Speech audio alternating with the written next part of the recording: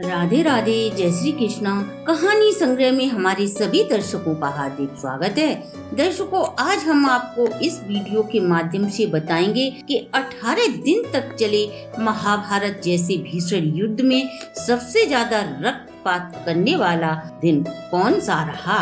किस दिन सबसे अधिक योद्धा मारे गए। इस भीषण युद्ध में कौरवों की तरफ से युद्ध की शुरुआत में 11 अक्षौहिणी सेना और पांडवों ने 7 अक्षौहिणी सेना के साथ प्रथम दिन के युद्ध का प्रारंभ किया था। युद्ध के अंत में जो सैनिक बचे थे उनमें पांडवों के सैनिकों की संख्या अधिक थी। इस बात से यह स्पष्ट हो जाता है कि कौरवों की अपेक्षा पांडवों ने इस भीषण युद्ध में कौरवों के अधिक योद्धा मारे थे। तो आइए जाने इस भीषण युद्ध में किस दिन सबसे अधिक भीषण नरसंहार हुआ।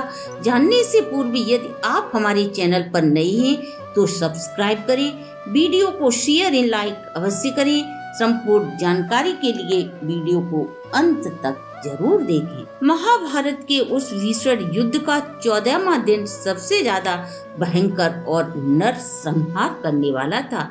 इस दिन हुए वाक्य ने संपूर्ण महाभारत युद्ध को एक नया मोड़ प्रदान कर दिया था। इस दिन कौरवों के भारी संख्या में सैनिक मारे जाने के साथ साथ कई योद्धा भी मारे गए थे। आइए जाने इस दिन कौरवों और पांडवों दोनों की सेना ने अपने किस किस वीर योद्धा को खोया। अभिमन्यु वध के बाद अर्जुन ने प्रतिज्ञा ली थी कि वह आज सूर्यास्त से पहले उस दुराचारी जयद्रथ का अवश्य ही वध कर देंगे। यदि वो ऐसा नहीं कर पाए तो अपने गांडीव सहित आत्मदाह कर लेगा। 14वां दिन कौरवों का मौत के साये के भी व्यतीत हुआ। उस दिन अर्जुन अपने प्रचंड रूप में नजर आए थे। ऐसा लगता था जैसे कौरवों के लिए वे साक्षात काल हों। उस दिन अर्जुन ने अकेले ही कौरवों की 7 अक्षौहिणी सेना को नष्ट कर दिया था। 7 अक्षौहिणी सेना का संहार करना कोई मामूली बात नहीं थी। अर्जुन के उस दिन जयद्रथ के साथ कई महान योद्धाओं को भी अपने बाणों से छलनी कर दिया था। उस दिन अर्जुन ने गुरु द्रोण के जटिल व्यूह को अपने कौशल से तबाह कर दिया था, जो 3 व्यूह का संयोजन था, जिसे चक्र शक्ति व्यूह का नाम दिया गया था। महाभारत युद्ध में जब छल से वीर अभिमन्यु को सभी महारथियों ने घेर कर उनकी हत्या की थी, तब क्रोध में आकर दूसरे दिन अर्जुन ने जयद्रथ के प्राणों को लेने का निश्चय किया। तब गुरु द्रोण ने जयद्रथ के प्राणों की रक्षा के लिए युद्ध के 14वें दिन इस व्यूह की रचना की थी और इसी दिन अर्जुन ने वीर भूरिश्रवा का हाथ अपनी तलवार से काटकर अपने पुत्र की मौत का बदला दिया था। इस दिन भीम भी घातक योद्धा के रूप में कौरवों की मौत बनकर युद्ध भूमि में आए थे। जब दुर्योधन की सेना के सभी प्रमुख योद्धा अर्जुन को रोकने का प्रयास कर रहे थे, तब दुर्योधन ने उग्र भीम को समाप्त करने के लिए कर्ण को भेजा। कर्ण भीम पर हमला कर देता है, तब उग्र भीम कर्ण के ऊपर काल की भांति टूट पड़ते हैं। यह देख दुर्योधन ने अपने वीर भाइयों को कर्ण की मदद करने के लिए भेजा।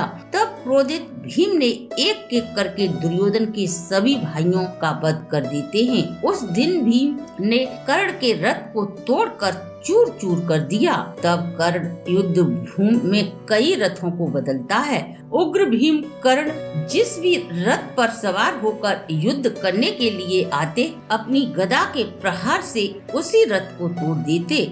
उस दिन कर्ण ने भीम को रोकने के लिए कई असफल प्रयास किए, लेकिन विफल रहे।